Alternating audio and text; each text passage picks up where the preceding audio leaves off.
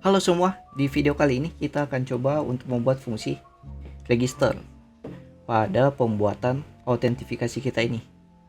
Nah, pertama mungkin tahapannya kita akan buat dulu endpointnya. Kemudian yang kedua kita atur modelnya. Jadi untuk modelnya sendiri kita akan atur paspornya itu terenkripsi. Dan juga kita atur untuk bagian role ID-nya kita ambil ID role dari table dengan name user di dalam table role-nya. Dan tahap terakhir yaitu kita atur di controllernya untuk fungsi dari registernya. Tanpa berlama-lama lagi, kita langsung masuk saja ke codingannya. Di sini pertama-tama kita buat dulu untuk endpointnya, di entry point-nya yaitu app.js. Ini saya minimize dulu semuanya. Di app.js kita buat endpoint, kita buat di router, new file, kita buat rootnya untuk autentifikasinya, kita sebut saja namanya out router.js. Yang di app.js-nya kita akan panggil, kita buat di sini const out router sama dengan require, kita panggil routernya /routers/out router. Kemudian kita buat endpointnya yang di bawah sini bagian routing. Kita buat endpoint dasarnya /ep/v1/out. Kita arahkan ke out routernya yang tadi sudah kita import atau yang sudah kita require. Selanjutnya kita masuk ke out routernya. Kita buat routernya atau endpointnya. Ini pertama kita const dulu express sama dengan kita require, jalankan fungsi expressnya di sini. Kemudian const lagi fungsi routernya. Di sini kita panggil express, kita jalankan fungsi routernya router.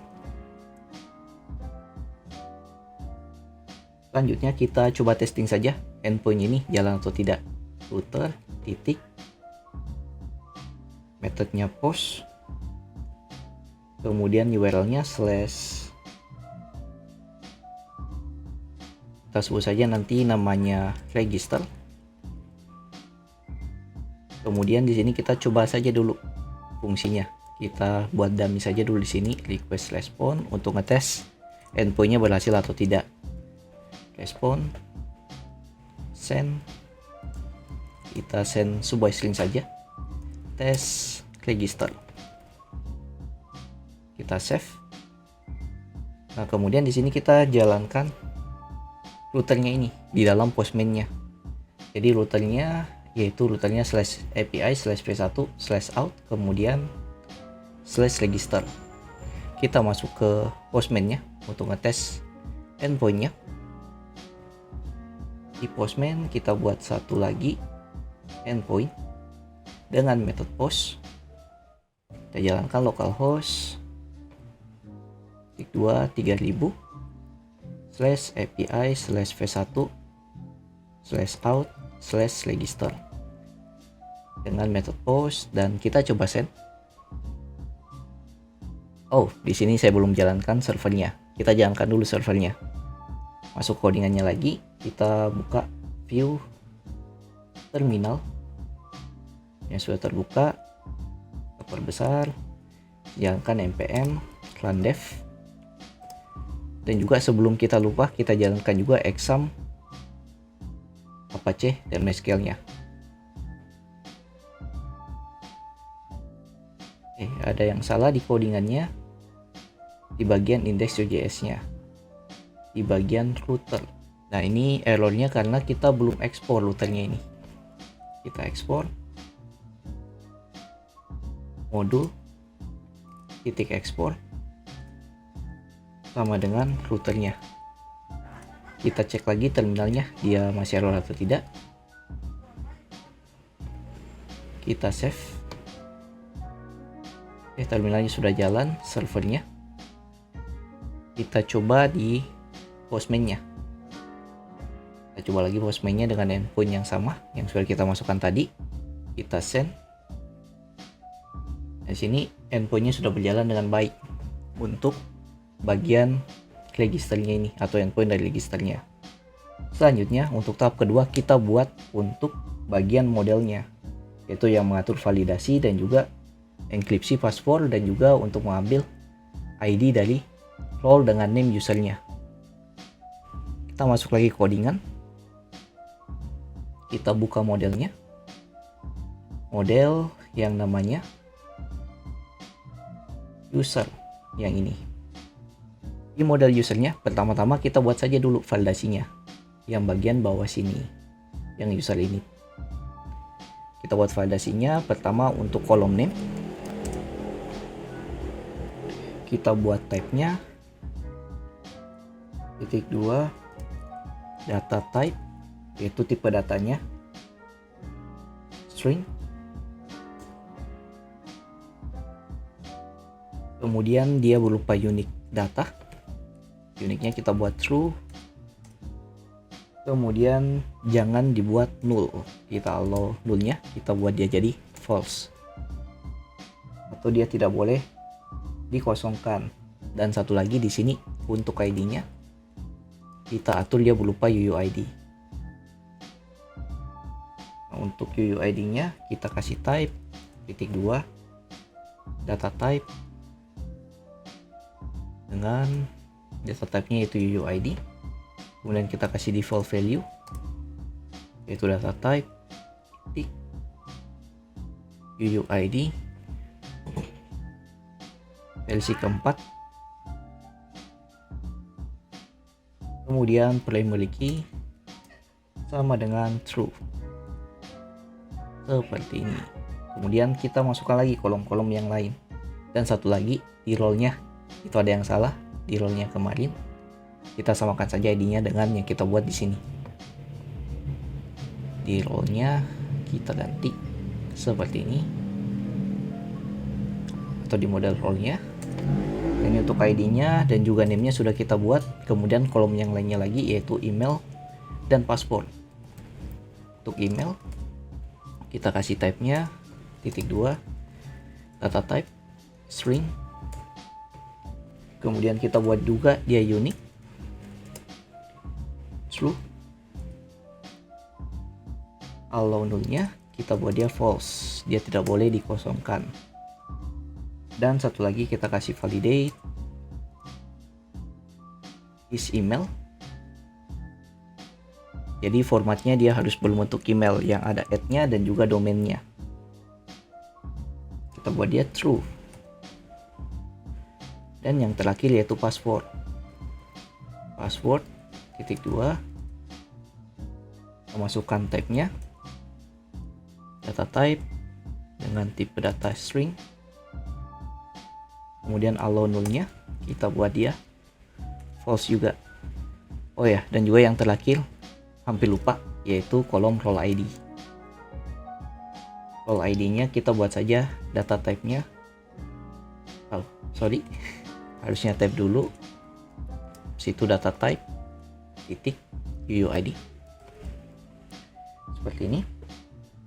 Nah, selanjutnya kita akan coba buat untuk fungsi enkripsinya. Jadi sebelum dia membuat datanya, kita enkripsi passwordnya. Gunanya enkripsi itu supaya apa? Supaya pada saat misalnya database kita dibobol dengan hacker atau dimasuki oleh hacker.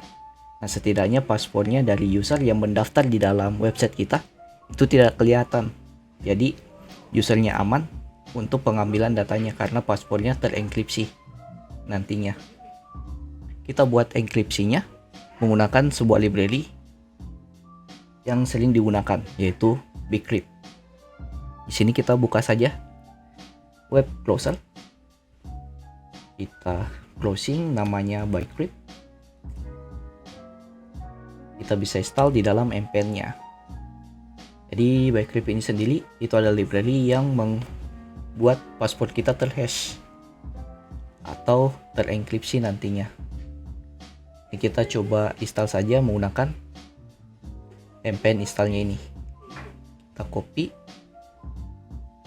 masuk ke codingannya lagi, kita buka terminal, view terminal,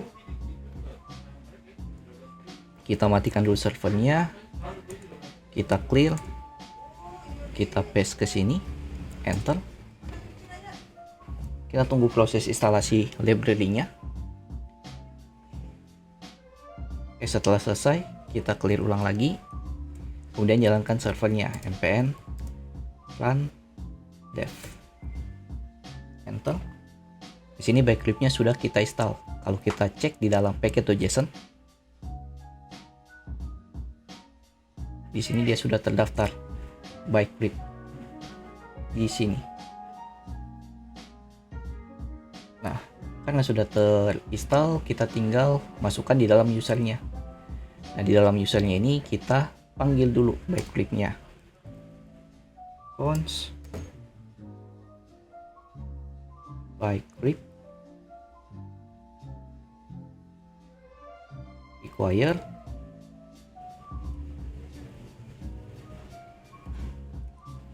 yaitu package backlibnya yang kita panggil.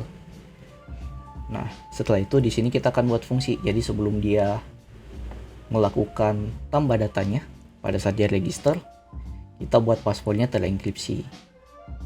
Kita taruh di paling bawah, kita gunakan yang namanya hook, yaitu before create untuk life cycle-nya. Sini hooks. Kedua, buat objek. Di sini jangan lupa koma. Selanjutnya kita buat di sini jika user titik passwordnya sudah terisi. Oh ya, di sini kenapa? Dulu kita buat dulu before-nya. Before create. Jadi sebelum dia ngebuat filenya. Kita buat di sini async karena dia berupa sinkronus. Kita ambil data usernya yang nanti diinput atau user dalam usernya ini atau file modelnya. Kita buat di sini kondisi jika user passwordnya terisi, maka kita akan buat di sini const solve, itu untuk fungsi enkripsinya kita buat saja namanya variabelnya itu solve, kemudian await, kita panggil fungsi backlibnya. Di sini kita gunakan enkripsinya yang namanya getSolve sign. Kita buat di sini nilainya kita kasih saja 10. Jadi semakin lama semakin banyak nilainya, dia malah semakin kuat enkripsi dari passwordnya. Tapi masalahnya kalau dia semakin banyak juga nilainya, prosesnya itu akan juga semakin lama untuk pembuatan passwordnya. Jadi sini kita kasih saja 10. Kemudian user titik password sama dengan kita panggil lagi backlibnya, kemudian kita hashing yaitu user titik password berdasarkan solnya yang ini. Sini kita enkripsi passwordnya. Nah, ini kita sudah buat untuk enkripsi passwordnya. Kemudian yang kedua kita buat untuk pengambilan ID dari role dengan name user di table role-nya.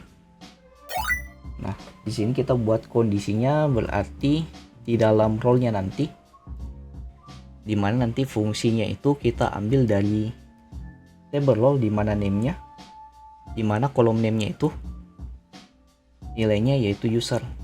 Kita panggil menggunakan kondisi while di dalam ORM-nya. Setelah kita dapat, kita ambil ID-nya saja yang nanti kita akan masukkan ke dalam kolom user ID di table usernya ini. Kita coba kondisinya di sini, if jika usernya itu tidak terisi bagian role ID-nya, maka kita ambil dulu data dari usernya di sini berdasarkan kolom name-nya yaitu user. Sini role user sama dengan kita gunakan wait squarize. Nah, ini salah satu ya cara kita panggil modelnya di dalam model. Kita ingin panggil model role-nya di dalam model usernya. Sini salah satu cara yang saya baca di dalam Stack Overflow. Sini models, kita panggil modelnya dengan nama role sesuai dengan nama modelnya yang ada di file role ini. Kemudian find one, jalankan fungsi find one-nya yaitu fungsi ORM-nya.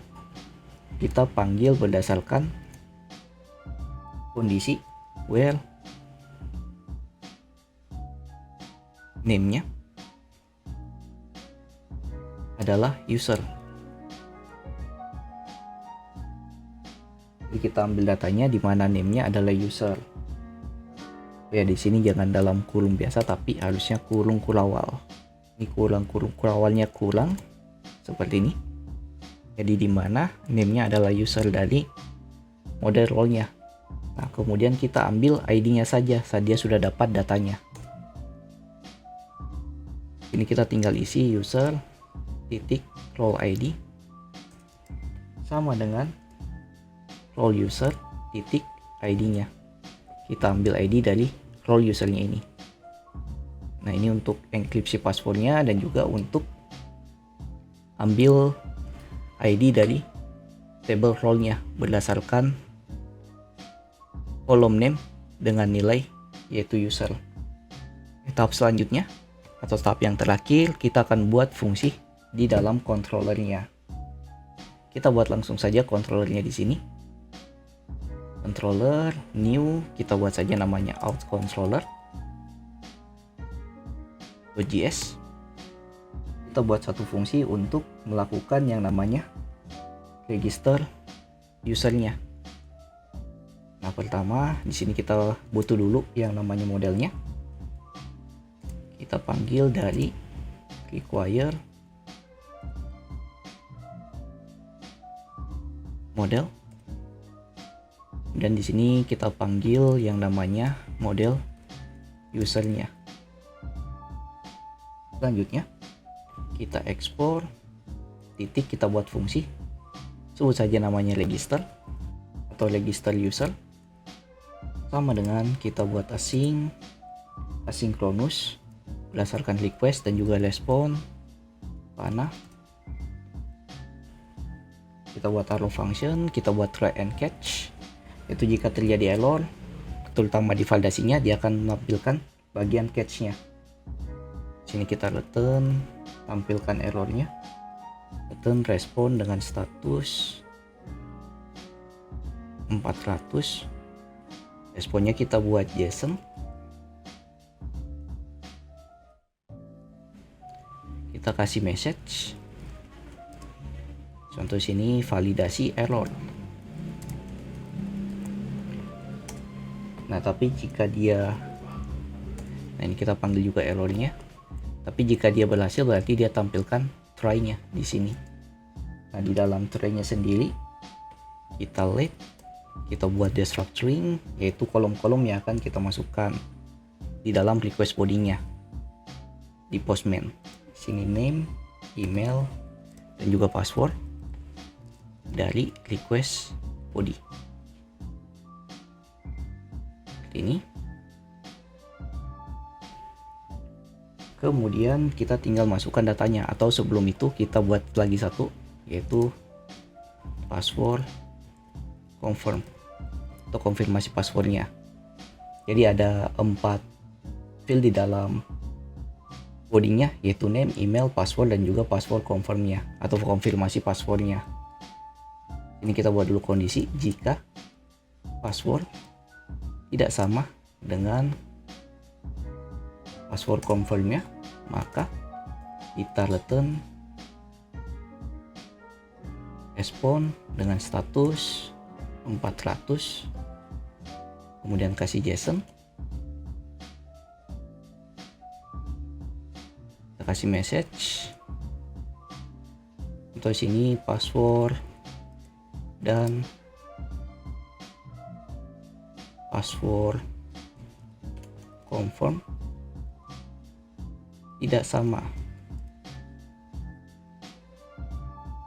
Nah, tapi kalau dia berhasil, di sini kita tampilkan atau kita masukkan datanya ke database dulu.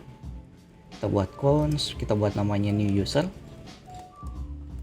Sama dengan kita wait. Kemudian kita panggil user. Kita lakukan create data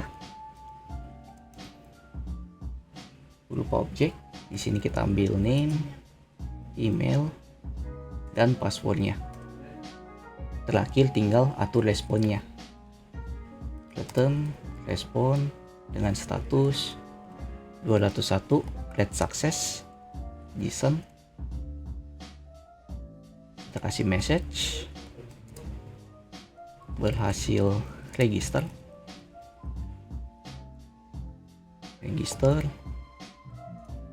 Kemudian datanya yang kita tampilkan yaitu user, yang baru terbuat. Oke, di sini sudah selesai. Sebelum kita testing di dalam Postman-nya, kalau ada error kita tampilkan di sini console log-nya untuk melihat errornya apa. Nah, sebelum kita testing, di sini harusnya kita masukkan juga di outrouter-nya. Kita jalankan controller yang kita jalankan pada saat endpoint ini dijalankan. Sini kita hapus. Kita panggil controllernya sama dengan require / controller, kita panggil out controller. Yang di sini kita panggil yaitu fungsi register usernya. Nah, selanjutnya di sini kita tinggal jalankan fungsi register usernya. Kita save. Kemudian kita coba testing di dalam Postman-nya apakah berhasil atau tidak. Kita masuk ke Postman. Di sini kita tinggal masuk saja ke body. Row-nya kita coba dulu validasinya apakah berhasil atau tidak untuk required-nya dari semua data yang kita inputkan, dari field dari JSON-nya. Kita send. Ini ada muncul validasi untuk tidak boleh kosong atau cannot be null dari field name, email, dan juga password. Dia berhasil. Selanjutnya di sini kita akan coba buat untuk validasi yang lain ya. Contohnya mungkin jika di kolom emailnya atau field emailnya kita tidak masukkan format berupa email. Nah, contoh untuk name-nya saja dulu. Name kita isi, oh ya, dan sini harusnya dia berupa JSON. Name kita isi, contoh user, kemudian atau reski. Name, emailnya kita tidak isi dengan format email. Contoh kita buat namanya sini reski archive. Jadi dia bukan format email yang tidak pakai add dan juga tidak pakai domain. Kemudian password kita tes juga yang password confirmnya. Sini 1234567 berupa string. Kita coba send. Ini password message dari konfirmasi passwordnya. Kita coba lagi kalau konfirmasi passwordnya. Password confirm (2). Di sini kita buat dia beda. Ini 1 sampai 8 password yang saya masukkan itu berbeda dengan password yang kita masukkan juga di sini di password confirmnya. Nah, dia akan tampilkan errornya juga yang sama. Tapi kalau dia sama tapi emailnya yang bukan format email, kita send. Nah, validasi emailnya akan tampil di sini. Oh ya, dan mungkin satu lagi untuk passwordnya kita kasih minimal string yang bisa dimasukkan berapa karakter. Kita masuk codingannya, kita masukkan modelnya satu lagi. Kita coba atur untuk validasi dari passwordnya. Kita masuk ke modelnya. Nah, di sini kita coba atur validasi, di mana lengthnya itu panjang dari validasinya itu minimal 6 karakter di dalam passwordnya. Kita coba save, kita testing di dalam postman-nya lagi. Kita coba passwordnya di sini cuman ada 3 karakter. Begitupun juga confirm passwordnya. Pada saat kita send, nah ini error emailnya, dan di bawahnya ini error dari passwordnya, dimana passwordnya itu minimal ada 6 karakter yang kita masukkan minimal dari passwordnya. Nah, ini kalau kita masukkan lebih dari 6, itu baru bisa. Contoh sini 1 sampai 8 untuk passwordnya, dan emailnya kita ganti juga menjadi format email. Contoh reski@mail.com.